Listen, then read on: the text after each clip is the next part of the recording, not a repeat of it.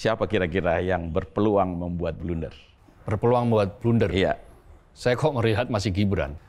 Entah itu blundernya karena gimmick, Iya. atau blunder karena statement, yang blunder itu akan ketahuan setelah debat selesai. Iya. Betul. Kenapa? Karena itu akan dimainkan di media sosial.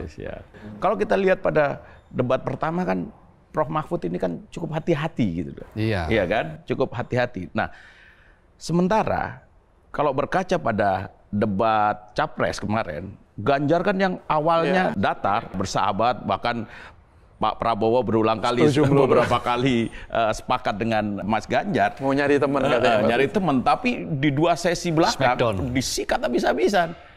Gus Imin akan mengambil posisi ofensif ini. Iya. Sama seperti ketika Anies Baswedan offense terhadap Pak Prabowo. Karena dengan serangan pertama menciptakan gol cepat kalau di dalam sepak bola, itu akan menguntungkan. Karena kan jual beli serangan itu kan bisa menghidupkan perdebatan, bisa memberikan gambaran lebih konkret kepada publik, ya siapa sebenarnya yang patut, siapa sebenarnya yang punya gagasan besar untuk membangun bangsa ini. Karena kalau kita sekali lagi kalau debat itu hanya sekedar kayak cerdas cermat, hanya sekedar tanya jawab, ya tidak terlalu substansi, ya apa gunanya.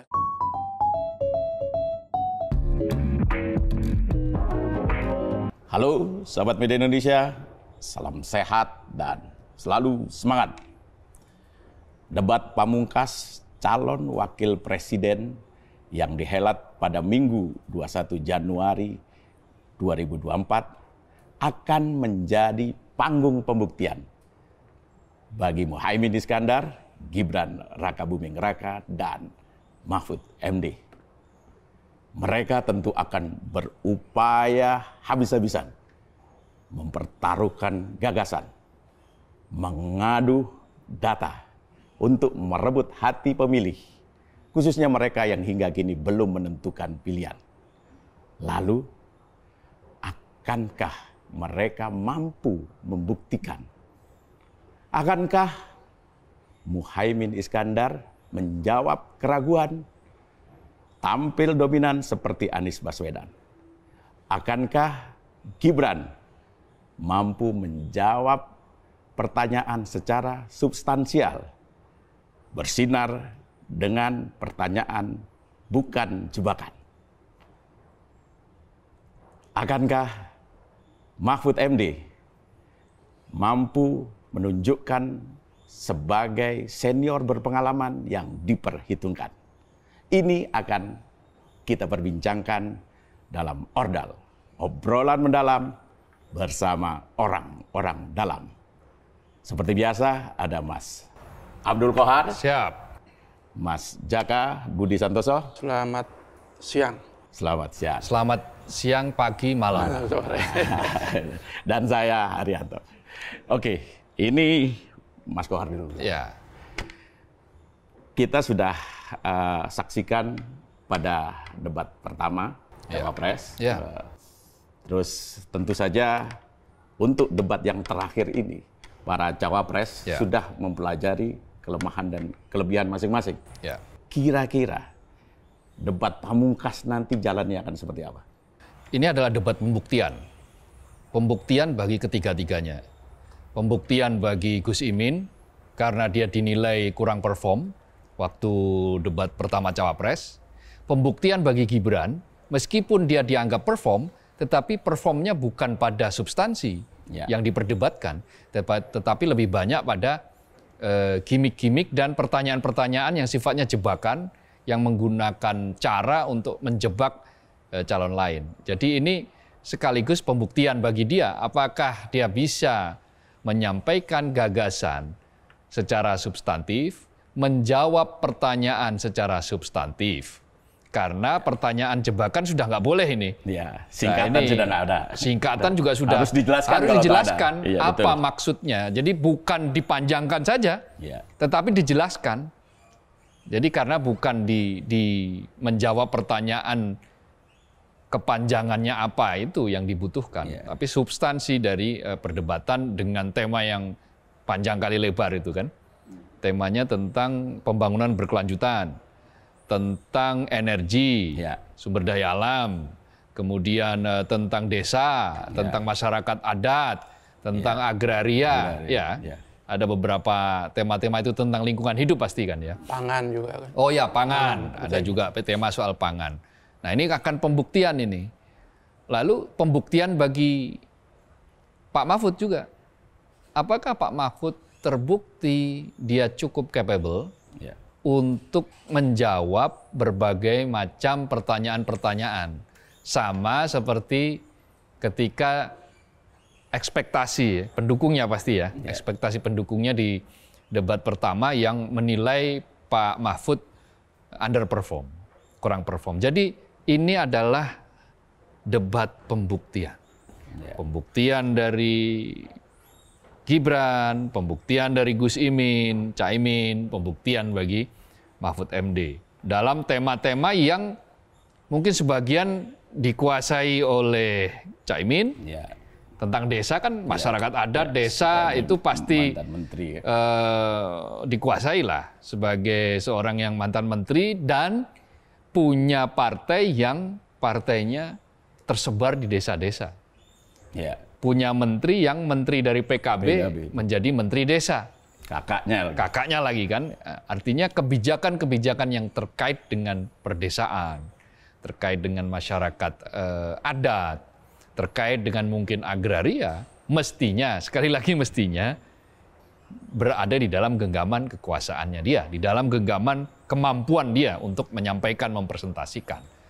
Saya bilang mestinya karena faktanya kan dalam debat Capres kemarin, Prabowo yang katanya mestinya menguasai soal pertahanan keamanan, faktanya malah kedodoran. Malah jadi bulan-bulanan dan perdebatannya sampai saat ini kan masih ada, masih terjadi. Nah, ini juga akan menjadi hal-hal semacam itu, pembuktian bagi Caimin, Prof. Mahfud, ya mungkin bicara soal masyarakat adat, soal agraria, mungkin juga soal energi. Nah, ini yang barangkali akan dicoba untuk dicuri oleh Gibran.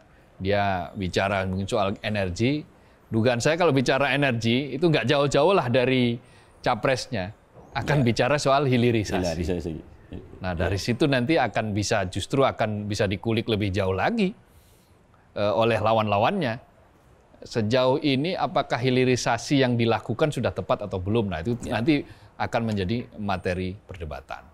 Oke, Mas Jaka, bakal ada jual beli serangan yang tajam nggak seperti debat Capres kemarin? Ya, kita berharap begitu. Karena kan jual beli serangan itu kan bisa menghidupkan perdebatan, bisa memberikan gambaran lebih konkret kepada publik, ya siapa sebenarnya yang patut, siapa sebenarnya yang punya gagasan besar untuk membangun bangsa ini. Karena kalau kita sekali lagi kalau debat itu hanya sekedar kayak cerdas cermat, hanya sekedar tanya jawab, ya tidak terlalu substansi, ya apa gunanya, kan seperti itu. Dan kita harapkan tadi Mas Kohar bilang ini debat pembuktian, ya ini adalah ajang terutama bagi Gus Imin sama Prof. Mahfud untuk membalikkan lagi keadaan, untuk menebus dalam tanda kutip kekalahan di debat pertama Cawapres. Apapun meskipun ketika di debat pertama itu Gibran unggul, tapi bukan soal substansial, tetapi di mata publik harus kita akui bahwa dia banyak dianggap sebagai pemenang debat. Ini yang harus menjadi, dan saya yakin khusus untuk Gus Imin, Prof. Mahfud betul-betul mempersiapkan lebih matang. Kalau kita lihat kemarin dari Pak Sandi misalnya, itu kan mereka sengaja mengumpulkan banyak pakar untuk memberikan masukan kepada Prof. Mahfud. Mungkin mereka tidak lagi mau agak kedodoran seperti debat pertama. Kemudian juga Gus Imin pasti juga sudah melakukan evaluasi atas penampilan mereka di debat pertama, dan dia harus membalikkan keadaan, karena ini kan debat-debat terakhir bagi Cawapres tuh. Paling tidak mereka harus betul-betul membuktikan bahwa ya tidak terlalu jauh berbeda dengan capresnya masing-masing. Kalau capresnya terlalu tinggi kemampuan apapun, tapi kalau cawapresnya agak jomplang, saya pikir juga akan berpengaruh ke elektabilitas dan ke tingkat keterpilihan di mata publik. Jadi ini kesempatan terakhir yang tidak boleh mereka sia-siakan. Gus Imin harus betul-betul jauh lebih bagus penampilannya, Prof. Mahfud juga. Kita juga berharap Gibran juga lebih bagus lagi, dan yang pasti jangan lagi memberikan pertanyaan-pertanyaan jebakan. Meskipun KPU sudah memberikan rambu-rambu tidak boleh ada pertanyaan singkatan, harus dijelaskan. Kok saya menduga dia masih akan melontarkan pertanyaan-pertanyaan teknis. Tujuannya ya kali lagi hanya untuk menjatuhkan lawan debatnya. Ini tapi kan ada di KPU itu aturannya kan, kalaupun itu teknis harus dijelaskan dulu. Iya, kayak kemarin kayak semacam waktu dia tanya ke Prof. Mahfud tuh yang carbon storage segala macam itu kan. Itu kalau meskipun sudah dijelaskan kalau Pak Mahfud sama Gus Imin itu tidak terlalu menguasai yang soal-soal teknis, itu saya pikir juga akan kerepotan juga. Dan itu strategi yang kemungkinan masih akan dilakukan oleh Gibran, karena dia kan betul-betul ingin menunjukkan bahwa saya ini lebih bagus dibandingkan Gus Imin, dibandingkan Prof. Mahfud. Saya ini ya pantas meskipun anak muda yang selama ini dilakukan. Ya kita lihat nanti. Saya pikir dan yang pasti mereka harus betul-betul tampil habis-habisan, karena ini ya panggung terakhir yang tidak boleh disia-siakan. Ya, betul. Nah, Mas Kohar. Ya. Kita tadi sudah sempat singgung ya, bahwa pada debat pertama, penampilan Gus Imin ini kan kurang memuaskan. Ya. Kira-kira nih kejutan apa yang disiapkan untuk membalikkan kesannya, membalikkan keadaan bahwa Gus Imin ini juga bisa tampil sebagaimana layaknya Anies Baswedan? Ya, dugaan saya gini, ini dugaan saya. Gus Imin akan mengambil posisi ofensif ini. Sama seperti ketika Anies Baswedan offense terhadap Pak Prabowo. Karena dengan serangan pertama menciptakan gol cepat kalau di dalam sepak bola, itu akan menguntungkan. Mental itu akan menjadi semakin dikuasai, dimiliki. Itulah yang dilakukan Gibran. Dia bisa dianggap sekali lagi dianggap, membalikkan keadaan. Karena dia sudah melakukan serangan dari sejak menit pertama. Ketika menit pertama itu dilakukan serangan, kan ada teori Gilchrist gitu yang kita menyerang duluan sehingga mental musuh menjadi runtuh. Setelah itu berantakan semua, akan lebih mudah. Jadi kalau di dalam berdebat itu, teori berdebat itu, kalau lawan debat kita itu sudah berhasil kita jatuhkan mentalnya, maka selanjutnya itu akan lebih mudah untuk dikuasai. Gitu. Panggung debat itu akan lebih mudah dikuasai. Nah, tapi persoalannya apakah strategi ini juga bisa mulus? Ya akan tergantung pada tim masing-masing. Tetapi dugaan saya, dia akan melakukan sebuah langkah menyerang dengan lebih dahulu. Boleh jadi menyerang dengan poin-poin terutama, poin-poin yang dikuasai dan poin-poin yang barangkali bisa langsung masuk ke inti dari tema perdebatan. Apa itu? Saya kok menduga Gus Imin akan bicara soal food estate. Food estate, sama. Dugaan saya juga pasti food akan ke sana itu. Yang sudah nyata-nyata merusak lingkungan. Gitu. Di Gunung Mas, Kalimantan Tengah yang investigasinya ada ratusan ribu lahan sudah dibabat, lalu dijadikan sebagai medium untuk menanam singkongnya busuk, tidak bisa tumbuh.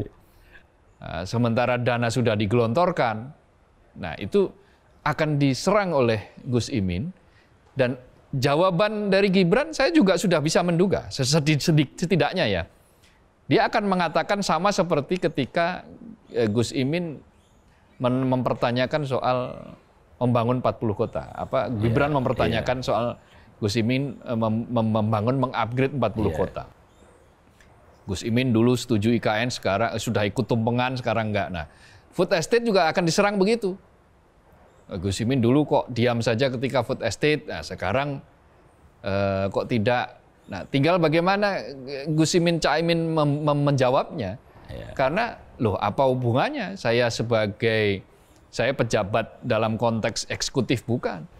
Karena food estate itu domainnya eksekutif. Saya bukan pejabat eksekutif. Jadi ya kalaupun saya setuju atau tidak setuju, itu waktu itu ya bukan domain. Yeah. Nah, yang menjadi domain saya adalah ya DPR kan ya posisinya sebagai wakil rakyat. Nah, food estate itu full domain dari eksekutif. Dia tidak perlu meminta persetujuan legislatif, katakanlah untuk membuat food estate. Nah, ini kan sebetulnya untuk mengatasi pangan, karena pembicaraan soal pangan ini luar biasa loh. Nanti akan muncul, nah dugaan saya juga akan muncul ini pertanyaan yang terkait dengan impor beras. Tahun 2023, impor beras kita gila-gilaan. 3 juta ton, terbesar sepanjang 1 dekade atau hampir 1 dekade. Ini 3 juta ton. Kenapa? Tujuannya untuk menutup stok. Tetapi kan memantik kecurigaan. Apa iya? Karena kan data kita kan berbeda-beda ini. Produksi padi kita disebut 30 juta ton per tahun. Sementara konsumsi kita itu 32 juta ton. Artinya kalau 30 juta ton tersedia, sementara 2 juta ton harus stok, ya impor 2 juta ton lah. Kenapa harus dipaksakan sampai 3 juta ton? Dan itu pun katanya kan kesulitan sekarang kita mencari pangsa impor beras. Karena dunia sedang juga memproteksi pangan mereka masing-masing. India sudah menyetop ekspor berasnya, non-basmati ya. Lalu Thailand mengurangi ekspor beras. Vietnam juga mengurangi ekspor beras. Sehingga ketersediaan beras di dunia internasional sudah semakin menipis. Nah, artinya itu menunjukkan ada kegagalan gitu. Kegagalan dalam membuat program di bidang pangan. Kok sampai kita bisa sampai impor beras? Nah, itu akan ditanyakan itu. Apa pendapat Mas Gibran soal impor beras 3 juta ton? Itu akan menarik itu. Bansos beras itu yang untuk menaikkan elektabilitas, kira-kira akan disinggung juga nggak itu? Oh, bisa jadi. Karena itu kan soal pangan. Iya. Nah, kan akan disebut misalnya kayak begini, bantuan El Nino, bantuan macam-macam lah, bantuan beras sekian, itu bantuan kan dari rakyat. Tapi kenapa kemudian cara memberikan bantuan di depan baliho gitu misalnya. Presiden kan kalau saat membagi-bagi bantuannya kan di depan baliho, yang di belakangnya ada baliho Prabowo Gibran kan. Nah, dari situ kan meskipun itu dianggap kebetulan, kok berkali-kali, apakah itu kebetulan? Kebetulan yang disengaja. Kebetulan yang disengaja itu namanya bukan kebetulan lagi, dan itu sebuah cara yang sangat-sangat tidak etis dari seorang pejabat yang membuat seolah-olah bantuan itu berasal dari dia dan harus digunakan untuk kepentingan dia gitu, demi memilih anak dia misalnya kan gitu. Hal yang sama kan juga dikatakan oleh partai pendukungnya dia itu Zulhas yang mengatakan ini bantuan dari Pak Jokowi, yang kalau nanti Pak Jokowi penerusnya bukan Prabowo, bukan Gibran, maka bantuan akan dihapus. BLT tidak ada lagi, semua dikapitalisasi demi kepentingan elektoral yang sumber uangnya adalah uang pajak, uang rakyat dari APBN, dan itu mestinya dipertanyakan di dalam debat, karena ini soal pangan ini, membahas soal pangan juga. Oke, nah kalau food estate kan bisa jadi akan menjadi beban bagi Gibran ya. Nah, kalau untuk Prof. Mahfud tentu juga tidak akan terlepas dari bebannya dari Ganjar soal wadas. Itu yang paling serius kan. Betul. Kemudian soal beroperasinya semen Jepara Jepara. yang apa namanya diindikasi merusak lingkungan. Iya, kalau wadas itu kan sudah lama menjadi nilai negatif Ganjar ya. Ini kasusnya juga cukup besar, bahkan sempat ramai ketika ada bentrokan dan ada beberapa yang harus jadi korban luka-luka itu. Dan ini kan terkait dengan lingkungan. Kebetulan kan salah satu temanya kan lingkungan. Ya, ketika bukan, ini malah bisa jadi antara lingkungan dan agraria. Ini kan agraria kan juga masyarakat juga. Ya. Jadi ini tema yang saya pikir juga sangat penting untuk diperjelas. Kalau nanti umpamanya Gibran mempertanyakan ini, saya rasa sih ya sudah tepat. Begitu juga nanti kalau Gus Iman, siapapun nanti bahwa apakah itu kubunya Pak Ganjar, Mas Anies atau segala, ya harus memperjelas persoalan yang selama ini ada di waktu zaman dia. Soal wadas harus diperjelas oleh nanti Prof Mahfud untuk mengklirkan apa yang diperbuat oleh capresnya.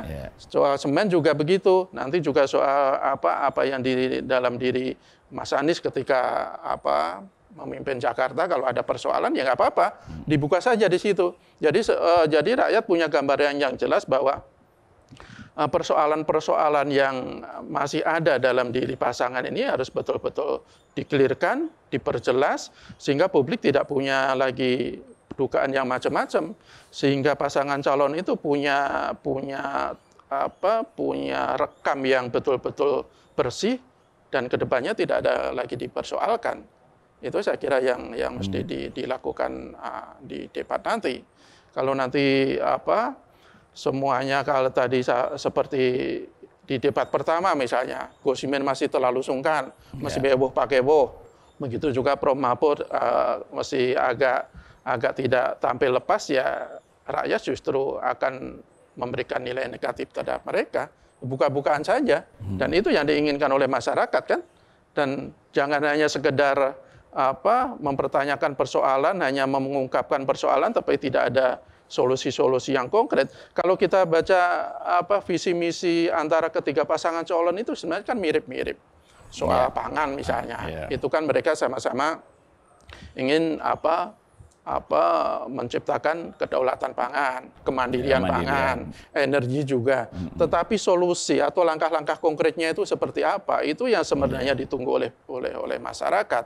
Kalau kupunya Anies sama Caimin misalnya, itu kan jelas bahwa kalau nanti terpilih di 100 hari pertama dia akan membentuk badan pengelola pangan. Karena pangan ini kan masih menjadi persoalan yang sangat serius bagi publik kan. Tidak hanya kestabilan harga, tetapi juga kadang kesulitan untuk mendapatkan. Kemudian dari kubunya 02 untuk mengatasi persoalan pangan, kubu 03 juga seperti apa. Ya jadi harus ada langkah-langkah yang konkret, gagasan-gagasan yang nyata, jangan hanya sekedar visi misinya seperti ini makronya, tapi mikronya di pelaksanaan seperti apa masih di awang-awang, itu yang tidak kita inginkan. Ada sebuah program yang sangat menarik dari Amin ya, dari 01. Itu kontrak farming. Oh ya, kontrak farming. Kontrak. Jadi selama ini memang kan petani itu enggan untuk menanam padi, menanam pangan, jenis pangan, karena tidak ada margin keekonomiannya tidak ada. Untungnya itu nggak ada. Bahkan mereka itu hanya melanggengkan tradisi yang kalau bahasa Jepangnya isoku iki gitu misalnya itu kan. Bisaku hanya ini gitu loh. Nah, itu yang banyak dilakukan sehingga mau rugi pun ya nggak apa-apa. Yang penting untuk diri sendiri masih bisa makan. Ya bayangkan dalam 1 hektar sawah panen belum juga terjadi, atau bahkan ketika musim tanam baru akan dimulai, itu tengkulak sudah beraksi. Misalnya begini, kamu nanti setelah panen aku yang beli. Kamu tak kasih dana untuk beli bibit, untuk beli pupuk, dan seterusnya. Pokoknya untuk semua proses produksi pertanian. Itu sudah ada di tangan tengkulak. Ini orang middleman. Kalau di dalam istilah Anies Baswedan ini middleman di bidang pertanian, di bidang pangan. Nah, middleman ini yang broker itu tengkulak atau diijon, mereka mengijon tanaman itu, ya petani nggak berdaya. Karena dia sudah diberi modal, akses dia ke permodalan tidak ada, kur juga masih bulat juga agak repot prosesnya misalnya begitu. Nah, pada titik tertentu ya mereka langsung. Akhirnya apa yang terjadi ketika harga panen terjadi, harganya turun, lalu mereka nggak bisa mendapatkan keuntungan. Ya sekarang aja harga gabah kering panen masih tinggi, masih di angka 7.000 sampai 7.400. Tapi siapa yang menikmati itu? Ya, apakah petani? Belum tentu. Gabah kering panen sudah dibeli oleh tengkulak yang tadi ngasih dana. Saya beli tapi 6.000 saja ya, sesuai kesepakatan kita. 6.000. Ya dia sudah dapat untung tapi sangat kecil. Dia tidak mendapatkan keuntungan lebih dari harga pasar yang saat ini terjadi. Ya, gabah kering panen sudah 7.400, tapi dia masih dibeli 6.000.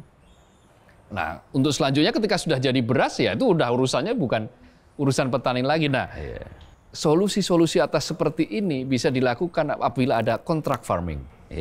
Kontrak yang jelas, oke, nanti saya beli sekian, saya kasih modal sekian untuk tanam padi, untuk pupuk, keberadaan pupuk. Kalau pupuknya kurang itu bisa ditambah dengan pupuk non-subsidi, tetapi anggarannya dihitung betul. Setelah itu margin keuntungannya untuk petani harus sekian persen, katakanlah misalnya 20%, dijamin. Dan itu ada hitam di atas putih. Kalau terjadi kerugian karena gagal panen, maka ada asuransi. Masukkan di situ asuransi petani. Itulah semua komponen-komponen itu masuk di dalam program yang namanya kontrak farming. Ini petani akan bisa berdaya, kemandirian pangan akan tercapai. Dan Pak Anies kan sudah melakukan itu ketika jadi gubernur DKI kan? Iya, dia kontrak dengan Kapoktan di Kuningan kalau tidak salah ya. Nah, dengan cara-cara seperti itu, siapa yang diuntungkan? Petani. Nilai tukar petani jadi naik. Bukan dengan food estate. Karena food estate itu kan yang menguntungkan segelintir orang itu. Dan merusak lingkungan, kan begitu. Makanya itu cara yang paling bagus adalah dengan solusi-solusi seperti itu. Food estate, jagung tumbuh subur itu. Di dalam polybag. Dan itu kan salah satu untuk mengatasi semakin tidak menariknya profesi petani kan. Betul. Iya kan, selama ini kan kalau kita lihat data itu kan jumlah petani itu kan terus turun tuh. Apalagi untuk petani-petani muda. Ya mereka sama sekali nggak tertarik untuk menjadi petani. Ya petani itu kan tidak menjanjikan. Terus jenjang karir juga nggak ada. Untung belum tentu. Jenjang karirnya kalau setelah petani tengkulak. Makanya tadi kan jadi perlu, ya rakyat itu butuh solusi-solusi yang konkret. Kalau tadi ada Pak Anies kontrak farming ya. Kalau saya menduga kok kalau Gibran nanti akan menyodorkan petani milenial dan smart farming itu. Smart farming, ya kan? betul. Ya. Itu berkali-kali dia bilang itu. Seperti kata Pak Prabowo kan, smart petani milenial yang di Jerman. Paginya bertani, malamnya ke disco.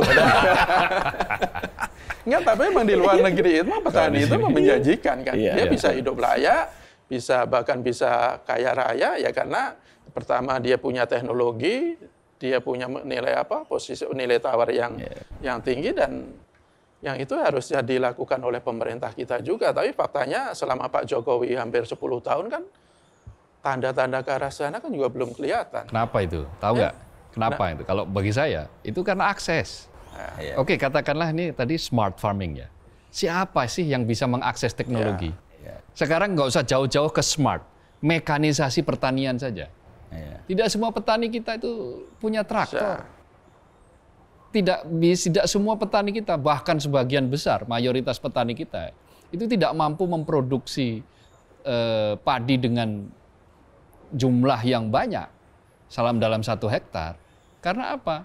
Pupuknya kadang kurang. Ya sudahlah, mestinya misalnya katakanlah ada 200 pupuk, itu cuma ditaburi pupuk sampai 140 atau 160.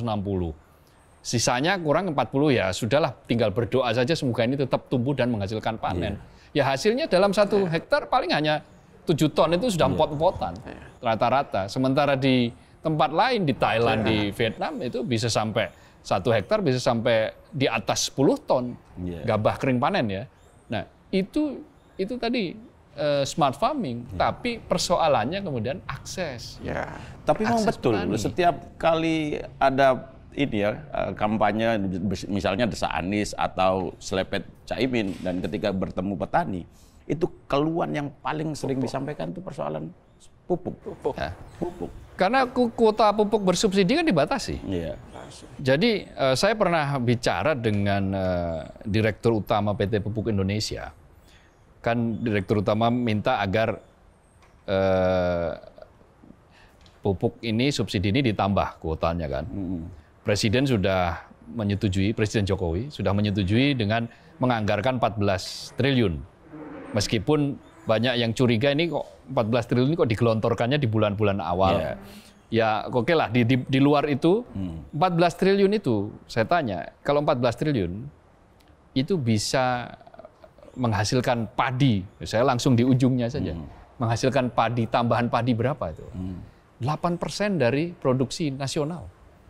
Artinya kalau produksi nasional rata-rata 30 juta ton, maka dengan ditambah pupuk subsidi 14 triliun, itu akan menaikkan 8%. 8% itu setara dengan 2,4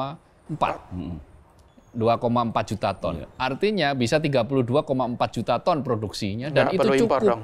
Sudah melampaui kebutuhan daripada impor 3 juta ton, mending menaikkan kuota subsidi pupuk. Iya, betul. Kenapa? Karena pertanian kita ini memang ya, pakai rumus apapun, kalau tidak disubsidi akan sulit, akan susah. Nah, sementara kuota pupuk urea bersubsidi ini kan sangat-sangat terbatas.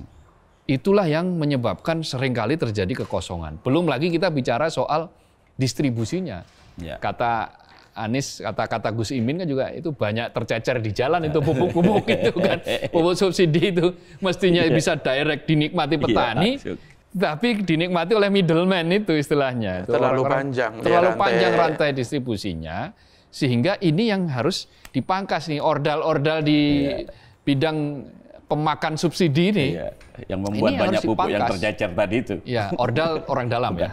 Tapi tadi ngomong-ngomong soal traktor itu, bukannya dulu pernah ada yang berjanji memberikan traktor ya? Bahkan pernah dibagi-bagi ketika ada kunjungan ke daerah kan? Iya, setelah itu ditarik lagi. Kenapa itu? Kenapa itu harus jelas? Jangan kita main sembunyi. Kan dulu ada yang menjanjikan kalau nanti terpilih, saya memberikan mekanisasi tadi itu kan, termasuk memberikan traktor. Nah, ketika ada kunjungan di Wonogiri atau di mana? Adalah beberapa tempat kan, traktor sudah dipajang berapa puluh begitu kan, dan ini untuk petani kan. Giliran itu dibawa lagi kan? Giliran tidak terpilih. Nah. Saya ingat itu sempat saya pasang itu fotonya tuh deret traktor itu. Ya itu sebagai gimmick politik. Iya, jadi makanya betul. Kasihan petani itu. Jangan jadikan petani itu hanya sekedar untuk pendulang suara saja, hanya janji-janji manis ketika berkampanye, tetapi setelah terpilih ya dilupakan. Ya sampai sekarang faktanya kehidupan petani itu kan sangat tidak baik-baik saja kan, dan itu artinya masih perlu ada terobosan yang luar biasa untuk memperbaiki. Apalagi kita sedang ditimpa oleh krisis pangan. Nah, krisis pangan itu kan alangkah indahnya kalau kita sudah bisa mandiri secara pangan. Dengan begitu kita tidak berada dalam kondisi yang kelimpungan ketika stok katakanlah beras tidak. Belum lagi kita bicara soal diversifikasi pangan. Semua kan sekarang orang makan beras. Orang Maluku juga makan beras. Orang Madura yang waktu saya SD di pelajaran SD itu disebutkan makanan utama, makanan pokok masyarakat Madura adalah jagung. Kalau kita jawab beras salah kan? Gitu kan jawabnya jagung. Tapi sekarang kalau kita jawab jagung salah itu. Kenapa? Beras. Maluku, sagu. Kita jawab sagu, salah sekarang. Apa? Beras. Semuanya beras. Nah, artinya ada kegagalan-kegagalan kita dalam mendiversifikasi pangan yang harus diatasi juga. Selain juga hal-hal prinsip dasar kayak tadi itu. Menghilangkan middleman, menghilangkan orang-orang di tengah yang membuat masyarakat atau petani itu menjadi semakin tidak berdaya. Pupuk, tengkulak, pengatur harga, distributor dan lain-lain. Ini memang program-program semacam ini itu tidak mengenakan bagi orang-orang yang sudah terbiasa menjadi broker. Nah, broker subsidi pupuk lah dan seterusnya. Tetapi ini akan menguntungkan petani kalau betul-betul bisa dikerjakan. Apalagi kalau bisa sampai seperti di banyak negara. Di beberapa negara di Eropa itu akses dari petani ke lembaga keuangan itu sangat mudah, cepat, dan mereka sudah terkoordinasi. Nah, karena itu program yang dugaan saya yang akan diandalkan oleh Gus Imin nanti adalah kontrak farming ini. Karena di dalam kontrak farming ada elemen-elemen, apakah itu misalnya kalau gagal panen bagaimana, kalau sudah panen itu siapa yang membeli, siapa yang menampung, lalu kalau pupuk kurang, katakanlah misalnya pupuk butuh 200 tadi seperti yang saya katakan, tetapi yang tersedia hanya 160, maka 40-nya bagaimana itu sudah itemnya itu sudah dikonstruksikan semuanya di dalam kontrak farming itu, sehingga itu akan bagus. Smart farming itu oke. Tapi kalau selama hal-hal mendasar ini tidak diberesi, smart farming itu hanya akan menyentuh sebagian kecil orang, dan itu hanya akan menjadi etalase. Sama kayak food estate yang secara hitung-hitungan di atas kertasnya oke, tapi kalau perencanaannya sembarangan, ya hasilnya seperti kita saksikan, singkong busuk yang nggak bisa dimakan. Oke. Nah, sekarang ini nih, soal Gibran ya. Ini kan pada debat Cawapres yang pertama kan muncul beberapa kecurigaan karena menggunakan mic 3. Ya, 3 gitu kan. Nah, sekarang kan cuman boleh 1. Itu yang pertama. Kemudian sudah tidak boleh lagi ada question trap tadi itu, pertanyaan jebakan. Kalau ada pertanyaan singkatan harus dijelaskan gitu kan. Kira-kira nanti Gibran ini kejutannya seperti apa ya? Apa yang akan dia tampilkan untuk membuat kejutan? Kalau saya ya menduga yaitu meskipun secara sekarang pertanyaan singkatan tidak boleh harus dijelaskan, itu pertanyaan-pertanyaan teknis yang tetap akan di Meskipun kan juga harus dijelaskan pertanyaan. Iya, tapi kalau benar-benar teknis misalnya, kayak smart farming misalnya, itu kalau tidak dipelajari betul oleh Pak Mahfud sama Gus Imin, itu belum tahu loh smart farming itu apa. Kalau versinya si Gibran itu kan jelas itu. Dia katanya harus pakai teknologi sehingga kita bisa mengetahui apa unsur hara di tanah itu seperti apa. Kemudian dia menyemprotnya itu cukup pakai drone segala macam. Itu kan hal-hal yang menarik terus terang, menarik untuk kita paham, untuk dipahami oleh publik, dan itu bisa memikat minat publik untuk betul-betul mencermati apa yang mereka sampaikan. Hal-hal teknis seperti itu kalau Pak Mahfud sama Gus Imin tidak betul-betul mempersiapkan diri, saya khawatirnya dia akan kembali terjebak dan akan kedodoran seperti waktu di debat pertama. Jadi mesti mempersiapkan dengan sangat matang, saya pikir kubunya Pak Mahfud sama Gus Imin. Dan betul kalau kata Pak Sandi katanya sudah mengumpulkan banyak pakar, itu harusnya yang dilakukan oleh Gus Imin juga. Dan saya yakin dia juga telah melakukan itu. Tetapi Gus Imin sebenarnya juga punya keunggulan sebenarnya kalau kita lihat dari rekam jejaknya Pak Anies, itu kan sebenarnya sangat layak untuk dijadikan untuk menguatkan visi misi dia kan. Kalau tadi soal pangan misalnya, Pak Anies ketika dia menjabat menjadi gubernur itu kan betul-betul bisa menjaga kestabilan harga kan. Ketika di daerah-daerah lain itu fluktuasinya terlalu begitu tinggi, di Jakarta relatif relatif stabil. Inflasinya kecil ya. Inflasinya kecil. Faktor harga pangan juga nggak terlalu betul. Bahkan di momen Ramadan sama akhir tahun loh. Itu. Ya, jadi saya pikir ya itu yang harus ditonjolkan oleh Gus Imin nanti. Begitu saja nanti Pak Mahfud, apa yang prestasi-prestasi dari Pak Ganjar itu bisa ditonjolkan. Jadi dengan begitu paling tidak bisa mengcover lah apa yang nanti dilakukan oleh Gibran. Yang saya lihat kan Gibran ini kan diam-diam dalam tanda kutip kan punya banyak akal ini anak itu kan. Ketika tricky. Bahasanya kan ada banyak senjata rahasia yang nanti akan ketika satu pintu sudah ditutup sama KPU, dia pasti akan menggunakan cara-cara yang lain. Ya salah satu tujuannya kan cuma satu, menjatuhkan.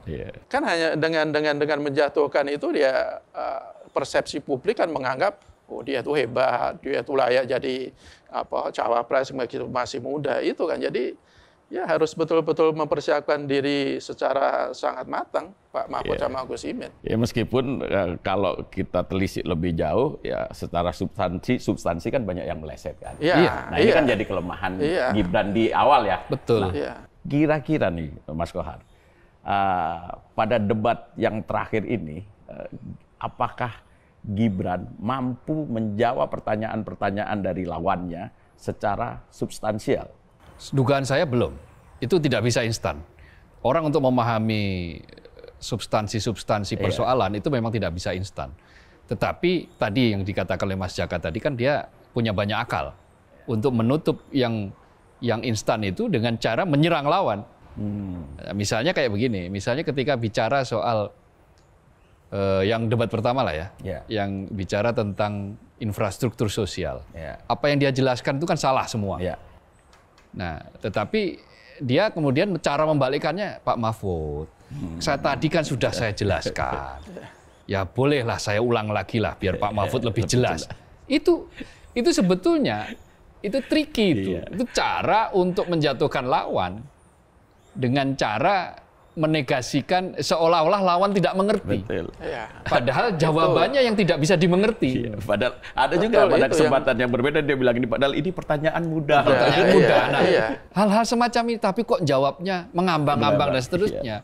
Nah, bisa itu hal seperti itu akan dia lakukan ketika dia sudah berada dalam posisi kepepet, dia tidak paham atas pertanyaan. Nah, menurut saya cara yang terbaik bagi Gus Imin itu adalah ya dengan membalikkan lagi. Loh, saya memang belum jelas karena pernyataan Anda tidak substantif. Pernyataan Anda tidak jelas. Wong pertanyaan saya begini kok Anda jawabnya begini misalnya. Kok Anda jawabnya begitu gitu. Itu sama yang dilakukan JK waktu itu ya, ketika Hatta ya, Pak Hatta dia soal Kalpataru nggak bisa membedakan Kalpataru sama Adipura kalau Adipura, ya kan, dia pertanyaannya salah, buat apa saya salah, sama saya jawab kan? Buat apa saya jawab? Pertanyaannya saja salah kan gitu, nggak bisa membedakan antara Kalpataru dan Adipura, Kalpataru untuk lingkungan, Adipura untuk kebersihan kan? Itu dengan catatan nanti Gus Imin sama Pak Mahfud harus betul-betul paham juga persoalan yang ditanyakan. Kuncinya kan di situ. Itu yang tidak dilakukan kemarin ketika Pak Mahfud misalnya diserang dengan, loh Pak Mahfud tadi kan sudah saya katakan, Pak Mahfud tidak bilang, yang saya maksud itu infrastruktur sosial. Jawaban Anda itu nggak ada satupun yang terkait dengan infrastruktur sosial. Gini loh saya jelaskan. Kalau infrastruktur sosial itu adalah infrastruktur yang dibutuhkan untuk kesehatan, perpustakaan, museum, dan seterusnya. Yang akan membuat masyarakat itu hidup bahagia, makin sehat, kohesivitas sosial terbentuk, makin bagus, ruang-ruang publik, ruang-ruang sosial makin terjadi. Nah, seperti itu. Balikkan aja dengan menjelaskan, dengan otomatis itu akan menunjukkan publik bahwa dia nggak ngerti. Nah, paling nanti ujung-ujungnya main politik pengibaan. kasihan itu dikeroyok gitu. Kemudian muncul banyak TikTok yang ya, TikTok menangis. isinya tangisan Bombay gitu, tangisan. Iya, ada apa namanya hashtag di TikTok itu cukup viral itu. Iya. Tangisan Bombay. Ya kan tangisan seperti itu kan politik pengibar seperti itu nggak ada gunanya semestinya. Iya. Tetapi kan karena memang literasi masyarakat kita yang masih harus di upgrade lagi, maka hal-hal semacam itu bisa meruntuhkan jawaban. Tetapi tidak masalah. Mestinya kita harus memberikan pendidikan pada masyarakat. Karena ini adalah problem-problem substansial. Khususnya misalnya soal tadi, ya banyak kasus lah ya, soal lingkungan kita yang sudah semakin kesini itu semakin tidak mendukung kondusif. Bagaimana climate change?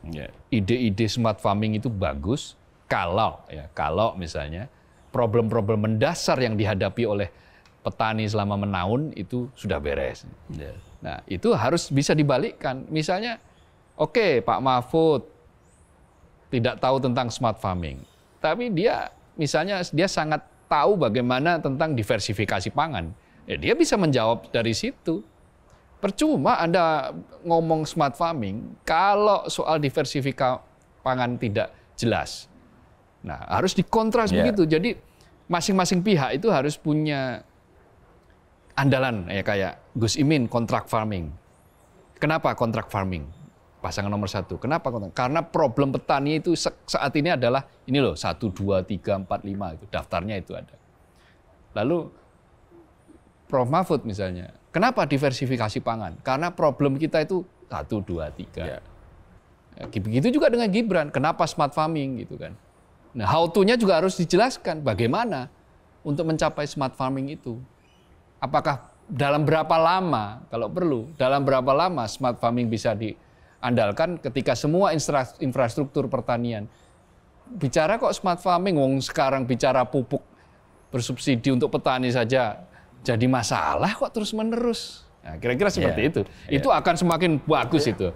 Saya kira. Tapi ya kalau Prof Mahfud kira-kira apa yang mau di? Nah itu dia. Dia lebih ke soal agraria, agraria, konflik masyarakat adat, pertanahan itu andalan dia. Kan kalau pangan tadi saya sebut sepertinya kayak diversifikasi pangan karena Pak Prof Mahfud kan dari Madura, yang dulu masa kecilnya mungkin makanan pokoknya jagung, setelah kuliah di Jogja jadi beras. Di Jakarta jadi beras. Dari visi misinya atau bukan visi misi ya, kalau visi misi kan hampir semuanya sama ya. Dari rekam jejaknya Pak Ganjar sama Pak Mahfud di bidang tema-tema besok itu kan belum terlalu. Pak Ganjar ya, tapi kalau soal Ganjar relate sih. Ganjar relate karena dia gubernur. Iya. Jadi kalau Prof Mahfud Pak, kalau urusan misalnya konflik agraria kan dia paham lah dasar-dasar hukumnya seperti apa karena dia kan ahli hukum kan gitu kan. Itu. Tapi mungkin gini, kalau kita lihat pada debat pertama kan Prof Mahfud ini kan cukup hati-hati gitu loh. Iya kan? Cukup hati-hati. Nah, sementara kalau berkaca pada debat Capres kemarin, Ganjar kan yang awalnya di sesi awal itu seperti kayak bersahabat gitu. Iya, bersahabat, bahkan Pak Prabowo berulang kali beberapa kali sepakat dengan Mas Ganjar. Mau nyari teman katanya. Nyari teman, tapi di 2 sesi belakang disikat habis-habisan. Nah, kira-kira Prof Mahfud akan melakukan hal yang sama nggak? Harus melakukan saya kira pun saya setuju, saya sepakat itu dan karena nggak ada pilihan itu. Dan saya pikir kok saya menduga begini, mungkin yang nanti yang akan menjadi jadi amunisi itu adalah kinerja Gibran di mana? Di Solo. Belajar dari debat pertama kemarin, bisa jadi dia sudah minta masukan banyak dari efek Rudi. Kemarin kan apa yang disampaikan itu kan hampir semua kantor sama Pak Rudi kan. Jadi ya saya yakin sekarang sudah menjadi pembisik utama untuk debat itu. Pak Rudi, Pak Brengos ini. Karena mereka kan tak paham betul kan apa yang dilakukan Gibran selama menjabat, termasuk soal agak jauh sih, termasuk kemarin soal menaikkan PBB yang begitu tinggi itu kan. Betul. Itu kan langsung bersentuhan dengan masyarakat kan, itu bisa jadi nanti yang dipersoalkan juga. Betul. Dan masih banyak sih saya yakin amunisi yang nanti akan diberikan oleh Pak Rudi untuk disampaikan maaf di debat. Oke, nah, sekarang gini Pak. Kemarin kan kita udah ngasih poin nih. Ya. Untuk ketika cawapres dan setelah kita melakukan preview dan review kan. Ya. Dan memang yang agak meleset itu penilaian kita pada Gus Imin kan. Ya. Nah, berkaca dari pengalaman debat cawapres sebelumnya, kira-kira poin untuk para kandidat seperti apa? Saya bedakan ya. Satu secara substansi dulu. Ya. Secara substansi saya kira saya kasih, ini rentangnya gimana nih? Rentangnya 1 sampai 5 dari skala 1 sampai 5. Dari 1 sampai 5, katakanlah misalnya Gus Imin bisa 4 ya. Kemudian secara substansi ya. Gibran itu mungkin 3, Prof Mahfud bisa 3,5. Atau kebaliklah, Prof Gibran bisa 3,5, Prof Mahfud bisa 3. Secara substansi. Kalau secara perform, saya kasih skor sih, dugaan saya, ya masing-masing pihak 3,5. Karena perform ini kan mereka sudah melakukan evaluasi dan ya saya yakin misalnya kayak Gus Imin itu akan mengurangi itu istilah selepet-selepet. Ada 1-2 lah yang mungkin terkait dengan tengkulak, terkait dengan middleman di distribusi pupuk, terkait dengan perusak lingkungan, konflik-konflik agraria. Nah itu langsung menggunakan kata selepet, tapi mungkin jauh berkurang dan akan mengurangi hal-hal yang tidak perlu yang bisa menyita waktu. Betul. Akan lebih digunakan untuk mengcounter, karena kan tidak ada lagi pertanyaan jebakan-jebakan ini. Prof Mahfud saya kira akan mengoreksi dengan cara sudah lebih berani mengambil posisi. Berangkat dari Pak Ganjar Pranowo ketika di debat yang dia langsung berani head to head. Karena di debat pertama kan seperti kayak moderator. Artinya berada di tengah di antara perdebatan Anies dan Prabowo. Meskipun setelah debat kan yang dibicarakan di medsos tetap aja Anies dan Prabowo, tetapi perform debat banyak yang menilai juga Ganjar Pranowo unggul kan waktu itu. Kenapa keunggulannya? Ya karena mengevaluasi pertama lalu kemudian ofensif di beberapa segmen sampai segmen akhir dan head to head-nya kelihatan. Nah, hal serupa dugaan saya juga akan dilakukan oleh Pak Mahfud, oleh Mahfud MD terhadap Gibran, bahkan mungkin juga terhadap Gus Imin. Begitu juga Gus Imin selain akan mengurangi itu. Jadi evaluasinya banyak, tetapi saya belum berani menaruh poin siapa yang lebih tinggi. Tapi kalau dari sisi substansi, dugaan saya ada di angka tadi itu. Berapa saya angka 4, 3,5, 3,5 atau 4, 3,5, 3 gitu. Itu atau 4, 3, 3,5. Oke, Mas Jaka, seperti apa Mas? Kalau saya sih masih melihat Gibran ya akan unggul ya. Secara perform ya. Secara perform ya. Ya sekali lagi kita tadi kan dia banyak akal nih anak ini. Jadi pasti punya strategi lain ketika strategi yang diandalkan di debat pertama sudah tertutup. Kalau soal substansi, saya kok melihatnya Gibran ini cukup juga menguasai dalam tema-tema nanti.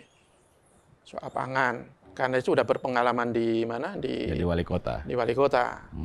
Kalau tidak salah, meskipun kota Solo itu lahan pertanian sudah nggak ada, tapi dia bisa menjaga stok pangan di Solo. Ya lepas emang Solo itu cuma berapa? 6 kecamatan ya, kalau tidak salah ya. Sedikit. Tapi kan itu membuktikan bahwa ya apapun dia cukup mampu lah untuk mengatasi persoalan ya. Menjaga inflasi dan stok belum pangan. Lagi soal andalan dia untuk menyesuaikan situasi yang lama dengan situasi kekinian seperti tadi smart farming segala macam untuk mengatasi energi dan segala macam. Kalau Gus Imin itu tergantung dia nanti. Saya yakin dia sudah mengevaluasi, pasti sudah berbenah. Tetapi ya kalau dia masih tampil seperti kemarin, masih tampil sepertinya tidak lepas, seperti ada beban, tidak seperti yang gayanya selama ini yang ceplas-ceplos dengan jok-jok yang nakal, ya saya kok menduganya dia masih agak kedodoran. Padahal modal untuk dia membalikkan keadaan kan cukup besar. Apa yang diusung oleh Mas Anies ini kan sangat layak untuk dijadikan untuk ditawarkan di dalam debat, dan itu hampir semuanya kan bagus apa yang dia ini. Terukur lagi kan. Terukur dan konkret. Jadi tinggal karyanya juga ada. Jadi tinggal bagaimana menyampaikan saja. Itu kan tidak masalah menyampaikan program-program dari capresnya. Nanti mereka dalam satu paket. Dalam lebih tunggal kan.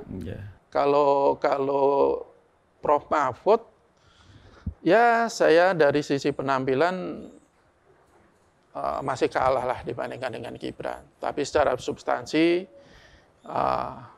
seperti yang ada di debat pertama, kok saya melihatnya nanti dia agak lebih unggul dibandingkan Gus Imin sama Gibran. Jadi kalau diberi poin? Kalau untuk penampilan Gus Imin saya masih 3 lah. Untuk substansi juga masih 3 ya. Kalau Gibran penampilan saya bisa kasih 4, substansi bisa 3,5. Prof Mahfud ya hampir sama lah, segitu. Jadi saya sih menduga nanti yang akan mengambil panggung ini antara Prof Mahfud atau si Gibran. Ya mudah-mudahan ini nanti Gus Imin kan dia jadi underdog nih. Siapa tahu dengan underdog dia bisa membalikkan keadaan, memberikan kejutan, ya kita lihat lah. Dan yang paling penting dia tidak banyak membuang waktu yang tidak perlu. Iya, banyak membuang-buang. Ya kan waktunya kan sangat sempit kan kalau harus mencontoh Pak Anies lah, bagaimana dia betul-betul perfect untuk manage waktu berdebat yang begitu singkat kan. Dan kalau dari apa yang disampaikan Ketua Timnas kan, Kapten Timnas Pak Sauki kan, Pak Anies sendiri yang akan mementori Gus Imin. Ya kan hubungan mereka sudah sangat bagus. Ya, dan mereka sama-sama saling mengisi lah. Dan nanti kan juga ada pembicaraan soal desa, pembicaraan soal konflik agraria yang Pak Anies sudah punya pengalaman di Jakarta. Anies sudah punya pengalaman soal lahan, bagaimana dia membangun kampung Bayam, mengatasi persoalan di kampung Bayam, mengatasi persoalan-persoalan di tempat lain, bagaimana membebaskan lahan untuk sodetan Ciliwung yang bertahun-tahun gagal diselesaikan oleh gubernur sebelumnya. Anies dengan pendekatan kemanusiaan berhasil melakukan itu. Kisah-kisah seperti itu boleh saja diceritakan oleh cawapres. Mereka ini satu paket kok, namanya saja pasangan. Karena satu paket, ya jelaskan saja krisis hal-hal seperti itu. Ya kalau misalnya nanti Gibran mau menanyakan polusi Jakarta, menanyakan lagi polusi Jakarta, ya mau silakan. Itu kan itu bisa dijawab dengan berbagai macam data yang konkret, data-data yang bisa dipertanggungjawabkan. Kecuali kalau tidak mau main data. Dan yang pasti itu kan Pak Anies itu kan sudah jelas menunjukkan keberpihakannya di mana kan. Ya, tadi kan soal konflik-konflik agraria itu kan jelas tuh. Posisi sebagai penguasa itu di mana itu seperti apa kan? Ya, orang masih melihat ini kan mereka menyerobot tanah negara dan seterusnya. Ya, tapi kan mereka manusia. Manusia yang sudah existing, yang sudah bertahun-tahun ada di situ. Dan terbukti mereka kemudian sebagian sudah dikasih KTP oleh gubernur sebelumnya. Artinya kan berarti dia sudah diakui sebagai warga negara. Nah, ketika terjadi konflik antar seperti itu, mereka harus dipandang sebagai manusia. Ketika ada keputusan yang berubah, ya pandanglah mereka sebagai manusia. Dan di situ standpoint dari human touch yang selalu disampaikan pasangan Amin ini yang harus ditonjolkan oleh Gus Imin dalam kalau kubu yang lain kan terus terang soal keberpihakan ini kan masih banyak diperdebatkan kan. Ya. Ya itu sebenarnya titik poin atau ya Standpoint. poin plusnya kubunya Amin. Ya tergantung sekali lagi tergantung nanti Gus Imin gimana. Bisa nggak menyampaikan dalam waktu yang sesingkat-singkatnya, tapi bisa sejelas-jelasnya kan. Tapi ini akan seru sih. Iya, saya menduga juga ini bakal akan seru. Habis-habisan ini karena ini kan debat terakhir ini. Debat terakhir Wapres dan bagi ditunggu-tunggu apakah pembuktian lah yang tadi saya katakan di awal, pembuktian dan akan habis-habisan. Betul. Mereka all out habis-habisan dan itu harus gas betul. Karena apalagi kalau kita kaitkan dengan tingkat elektabilitas ketiga pasangan ini kan dinamikanya kan semakin semakin Amin trennya lagi naik. Jangan sampai nanti umpamanya Gus Imin tampil di bawah perform bisa mengganggu elektabilitas Amin yang lagi on fire lah. Begitu juga nanti Gibran, nanti Pak Mahfud. Betul. Apapun meskipun nanti yang menjadi penentu utama itu capres, ya peran atau posisi cawapres itu kan tidak bisa dikesampingkan begitu saja. Dia tetap akan tetap berpengaruh lah sedikit banyak. Iya. Oke, sebelum ke closing statement, siapa kira-kira yang berpeluang membuat blunder? Mas Kohar dulu. Berpeluang membuat blunder? Iya. Saya kok melihat masih Gibran. Gibran berpeluang membuat blunder, entah itu blundernya karena gimmick, atau blunder karena statement. Yang blunder itu akan ketahuan setelah debat selesai. Iya. Kenapa? Karena itu akan dimainkan di media sosial. Nah, ketika blunder sedang berlangsung, mungkin masing-masing pendukung akan melihat bahwa wah itu calonnya nggak ada yang buat blunder atau calon lain lah yang membuat blunder. Tetapi begitu sudah selesai, disimak pelan-pelan, 2 hari kemudian, 3 hari kemudian akan ketahuan itu. Dan itu akan diamplifikasi. Iya, betul. Sama. Apalagi kan sekarang Gibran itu kepercayaan dini kan semakin tinggi kan. Bahkan ketika setelah debat pertama itu ditanya wartawan itu kan, dia salah. Makanya jangan menulis yang memberitakan yang jelek-jelek atau yang apalah gitu ya. Yang intinya dia ingin saya itu emang hebat kan gitu. Tapi ketika seseorang itu merasa overconfident itu peluang untuk melakukan kesalahan itu besar lebih besar. Apalagi kalau dia masih tidak terlalu yang penting bicara soal substansi belakangan itu peluang untuk melakukan blunder ya paling besar lah dibandingkan Gus Imin sama Pak Mahfud. Oke, closing statement. Ya, saya kira ini tadi seperti saya katakan, debat ini akan sangat menarik karena selain temanya juga menarik, moderatornya juga menarik, karena dua-duanya adalah perempuan. Yang satu adalah rekan kita, Zilvia Iskandar, Metro TV, lalu Retno Pinasti dari Pemretnya SCTV. Di bidang jadi itu mungkin KPU ingin menunjukkan atau penyelenggara ya, kebetulan penyelenggaranya kan Metro TV dan MTEK kan, MTEK dan Metro TV, maka hostnya penyelenggaranya KPU tapi hostnya adalah Metro TV dan MTEK Group. Karena 2 entitas ini, lalu kemudian moderatornya juga kita tahu mereka adalah orang-orang yang kompeten.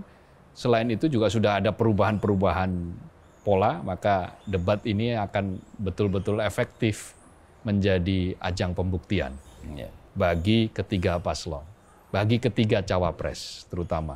Apakah mereka itu inline dengan program-program yang disampaikan oleh capresnya, atau masing-masing punya program sendiri-sendiri sehingga tidak inline, akan terlihat di debat nanti. Dan selalu yang ditunggu-tunggu nanti adalah respon setelah debat.